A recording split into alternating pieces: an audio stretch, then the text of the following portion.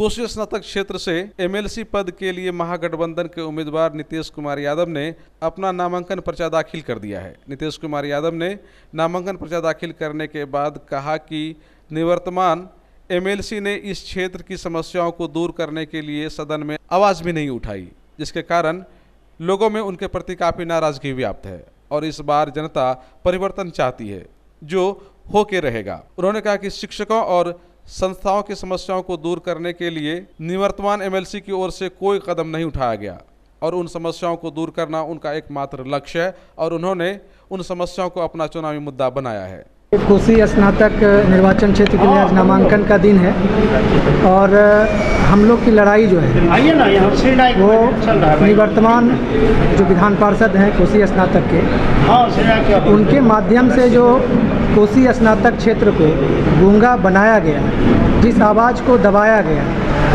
उस आवाज़ को पुनः हम जीवित करना चाहते हैं। क्योंकि 6 वर्ष में जो निवर्तमान विधान पार्षद हैं उनके द्वारा 6 क्वेश्चन भी आज तक सदन में नहीं किया गया। आजकल लाइव का दुनिया है, सदन में उनकी उपस्थिति भी नगण्य रही है। तो हम लोग एक संकल्प के साथ कोसी स्नातक क्षेत्र में उतरे हैं कि अगर हम जनता के आशीर्वाद से सदन तक पहुंचते हैं तो संकल्प करते हैं कि कोसी स्नातक की आवाज़ को सदन में बुलंदी के साथ उठाएंगे और जो मुद्दे हैं, जैसे शिक्षकों के लिए समान काम का समान वेतन है, पुरानी पेंशन व्यवस्था है, उसके बाद वित्त रहित शिक्षकों की जो समस्याएं हैं उनको आज तक 6 साल से अनुदान नहीं मिला हुआ है, उनके लिए काम किया जाएगा। जो मदरसा शिक्षक हैं उनको सम्मान दिया जाएगा।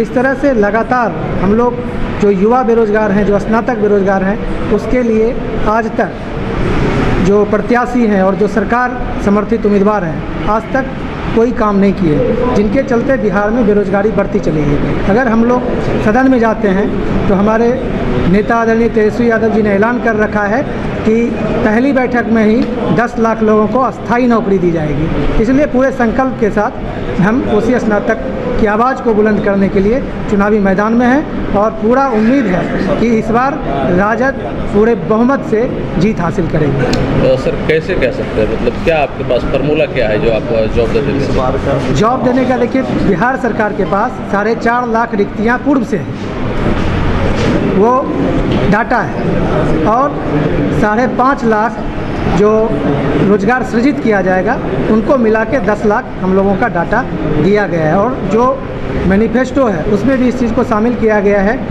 बेरोजगारी के मुद्दे को लगातार तेजस्वी जी उठाते आए हैं और उनके माध्यम से कहा गया है कि 10 लाख लोगों को रोज़गार दिया जाएगा, तो निश्चित तौर पर रोज़गार दिया जाएगा। प्रधानमंत्री ने कहा कि रोज़गार देंगे, उनकी बातें सही नहीं हुई। मुख्यमंत्री जी ने कहा उनकी बातें सही नहीं हुई। अब फिर आप उसको चुनावी मुद्दा बना रहे हैं जी, कैसे यकीन किया? मुद्दा इसलिए बना रहे हैं सर कि ये जो पुरानी सरकार है या मोदी जी की सरकार है, ये जुमलेबाजों की सरकार है। उन्होंने कहा कि 15 लाख रुपया देंगे, नया यूनिवर्सिटी स्थापना करेंगे, लेकिन बिहार को तो आज तक कुछ नहीं मिल पाया है। और बिहार की जो सरकार है लगातार 15 साल से जो पलायन हुआ है, जो बेरोजगारी बढ़ी है, इसके लिए वर्तमान सरकार जिम्मेदार है। तो जब तक सरकार परिवर्तन नहीं होगा तब तक बेरोजगारों को कोई उम्मीद नजर नहीं आती। आपको लग रहा है कि सरकार परिवर्तन होने जा रही है? जी, मुझे बिल्कुल पूरा आशा और उम्मीद है। जो एंटी इनकम्बेंसी है जो पूरे बिहार में तेजस्वी जी का लहर चल रहा है, उसके सामने नीतीश जी और भाजपा बिल्कुल भी टिकने वाली नहीं है। इस दरमियान भागलपुर के पूर्व सांसद बुलो मंडल भी मौजूद थे, जिन्होंने महागठबंधन उम्मीदवार की जीत को पूरी तरह से सुनिश्चित बताते हुए कहा कि बिहार में परिवर्तन होना तय है। बुलो मंडल ने इस दरमियान कहा कि लोकसभा और राज्यसभा का चुनावी मुद्दा अलग अलग होता है और लोग अब नीतीश कुमार को मुख्यमंत्री के तौर पर नहीं देखना चाहते हैं, इसीलिए बिहार में परिवर्तन होना तय है। नीतीश कुमार के नामांकन कराने के बाद बड़ी संख्या में समर्थकों ने उनका माला पहनाकर पूर्णिया में स्वागत किया। इस दरमियान राजद के जिला अध्यक्ष मिथिलेश दास समेत राजद के कई वरीय नेता भी मौजूद थे। नीतीश कुमार के खिलाफ इतना इनकम्बेंसी है हर मामले, चाहे आप शिक्षा की बात करिए या प्रशासनिक व्यवस्था की बात करिए या BDO CO दरोगा की बात करिए या प्रशासनिक अफसरों की बात करिए, हॉस्पिटल की बात करिए, सब मामले में पूरी तरह से फेल्योर हो चुका है, जिसको दिन रात यहाँ की आम जनता झेलती है इस चीज़, इसलिए भारी आक्रोश है लोग।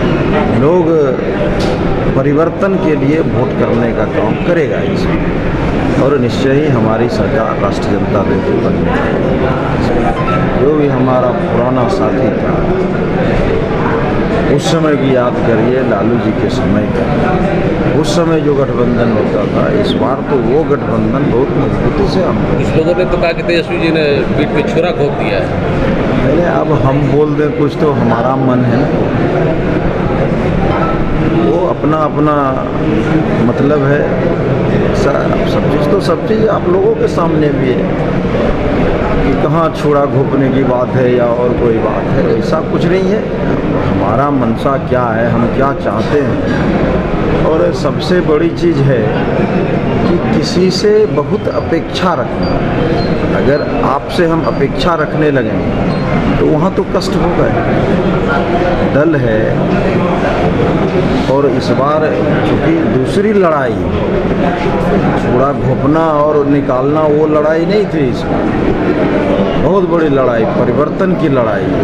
अगर इस बार सरकार परिवर्तन नहीं होता है तो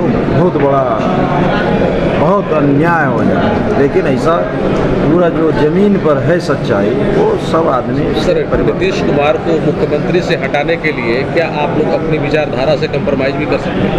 मैंने उसके हटाने के लिए विचारधारा से कंप्रोमाइज़ तो लालू जी ने नहीं किया, क्योंकि जो हमारा विचारधारा है उसमें तो इस चीज़ से कोई कंप्रोमाइज़ ही नहीं है। कंप्रोमाइज़ करते तब तो वो मुख्यमंत्री रह ही जाते, इसलिए उसके हटाने के लिए कंप्रोमाइज़ की कहाँ सवाल उठता है।